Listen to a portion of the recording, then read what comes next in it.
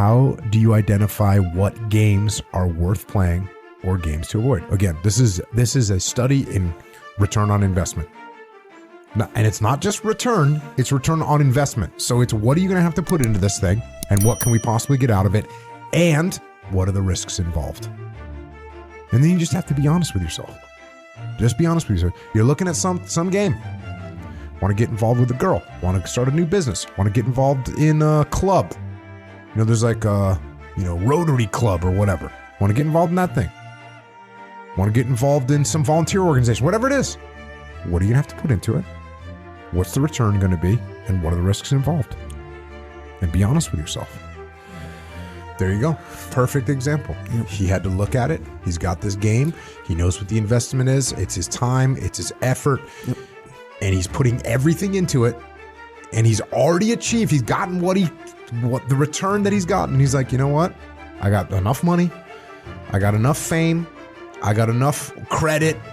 Street cred from who gives street cred? Comedians cred or something? I don't know. He looked at it, measured the ROI, and said, okay, cool, I'm done. And there you go.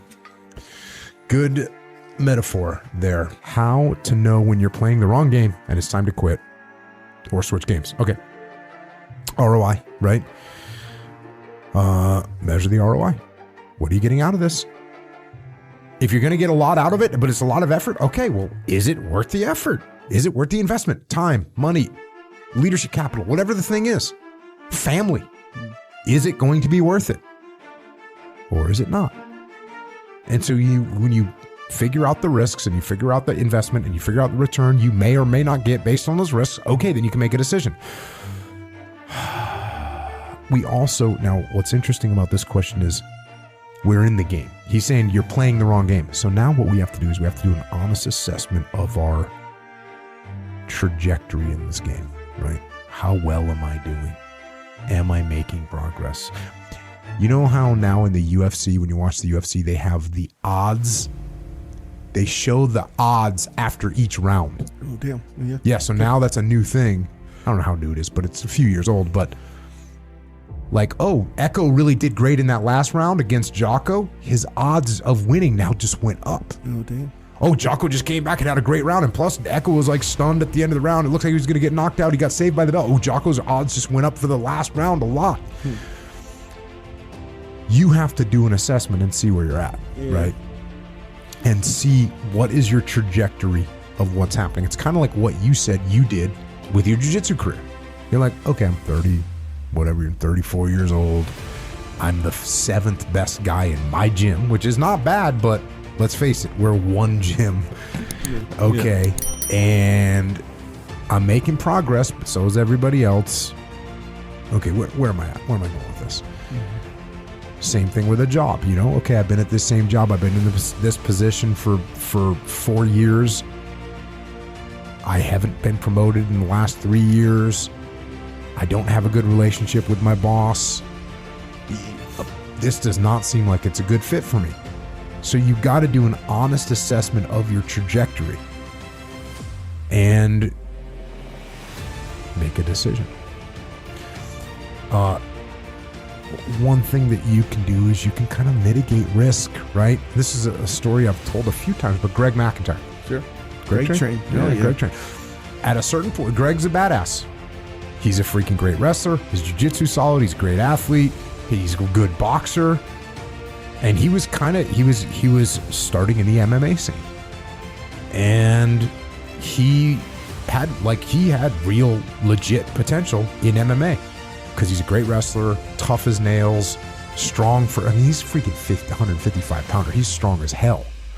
So Greg Train actually asked me, and this was like probably 15 or 20 years ago. This is a long time ago. Yeah. This is probably 20 years ago. He was like, what do you think I should do? Should I just dedicate my whole life right now to MMA? Mm-hmm. Or should I keep training, but also he wanted to get a degree. He wanted to become an x-ray technician. That's what he is, right? Yep. And I was like, listen, bro, how many hours a day can you train? Legitimately. And I said, can you train 16 hours a day? And he said, no. I said, no one can train 16 hours a day. If you really train hard, how many hours a day can you train? Including recovery, like the whole 9 yards. He's like, I don't know, maybe 4 or 5, right? That's like training, conditioning, recovery. Maybe you do 6. Okay, you're going to work 8 hours a day. You sleep 8 hours a day. That's 16 hours, right? You got plenty of time to train, and you can still have a backup to MMA in case you go to wrestling practice tomorrow and blow your knee out, which can happen on any given day. And so he played both games, you know? And he had a good run at MMA. He also ran into some problems that were tough to deal with. And so he mitigated the risk, played more than one game at the same time. And when the MMA thing dried up, guess what? He still had a cool career, making good money, beautiful family, taking care of them, house like the whole 9 yards.